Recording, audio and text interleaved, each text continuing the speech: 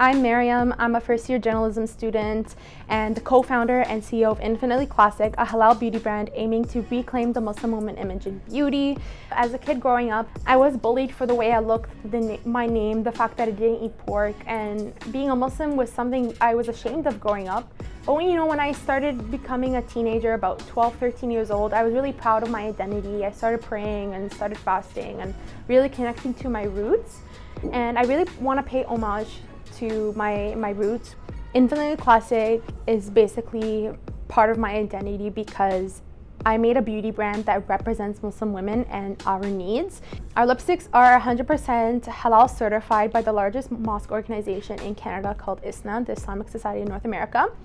They are also cruelty-free, vegan, and alcohol-free, which enables a lot of different folks to go for it. And we're ensuring that none of our products are made on the backs of child labor and that all of our packaging is actually biodegradable or recyclable. So we're really having a sustainable brand as well, not just a brand for Muslim women.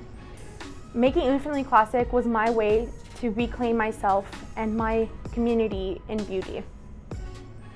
My name is Katrina McGaughey and I'm in my final year of media production. So I started in the fashion industry because my mom was deeply involved in it. She was a designer and I had two older sisters, so she used to bring us around and got us involved in photo shoots and little fashion shows, mainly for her business at a really young age, and it was really exciting.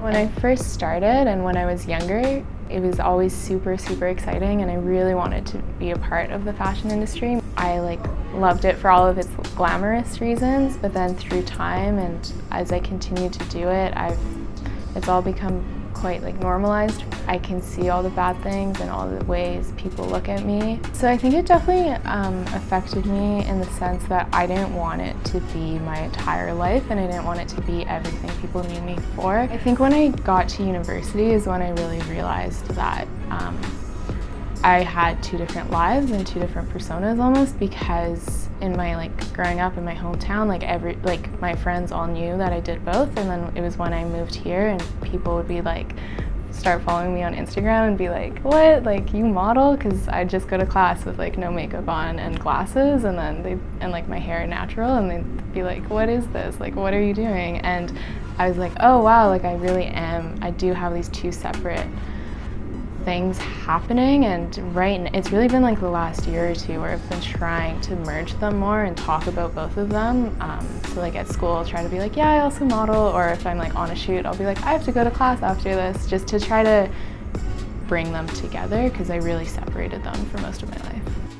I'm Rachel Azzopardi, also tomfoolery. I am a gender performer and I'm kind of a drag queen per se. I feel when it comes to fashion, when you feel good in your skin and you're all done up, you're ready to go out somewhere and you're I feel so fucking cute. Can I swear on this thing? Yes. Cool. I feel so fucking cute. I feel so fucking rad. I feel good right now because I'm bringing forth the person who I feel inside. Even when I did the look for our shoot, it took me about 6 hours to actually do everything. I'm gonna quote RuPaul for a second, but we're all born naked and everything else is drags. There are days where it's I'm super duper mask, and there's other days where I'm hyper femme, and then there's other days where I'm sliding spectrum nonsense, and it was actually really freeing to actually come to that conclusion. The only thing that's really difficult about it is how the outside world actually views it. I have had some experiences. I've also had friends who have had experiences when it comes to having moments where they don't feel safe, especially when it comes to being in public. I prefer actually not to take TTC when I'm in drag. Most people in the community are really supportive of it. But then also, you never know who you're gonna come across. And I've had friends who've experienced violence due to that. and were scared for their lives. But meanwhile, all they were trying to do was exist, ultimately, as their truest self. I'm AJ, I use she or they pronouns, and I'm the fun and satire editor at the Eyeopener.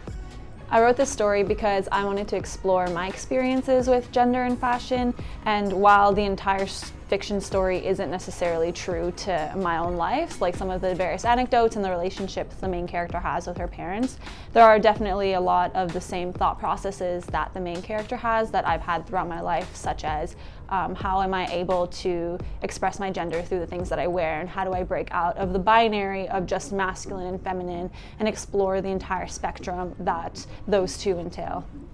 I usually take a lot of time in putting together my outfits in a way that I feel like is going to best represent how I'm feeling that day, in particular about my gender. So the shirt that I'm wearing right now is a shirt that I took from my dad's closet, and usually I like to wear shirts from the men's section, or from my dad's closet, because it feels like they're a lot more loose fitting, they're a lot more comfortable usually, and they just fall a bit nicer on my body. Today I chose to wear these boots with this outfit because I feel like they elevate the outfit in terms of making a little bit more of a formal outfit versus the sneakers that I could have worn with these, which would have made the outfit a little bit more casual. And for an extra little bit of an accent with the boots, I decided to wear these floral tights. The tights have floral patterns on them, and it's kind of a blush pink, really light red color, which I think balances the neutral tone of the shirt really well. As for the accessories I'm wearing, I always usually wear a lot of rings because I don't really like to do my nails, and I feel like wearing rings gives my hands a little bit more of a feminine touch.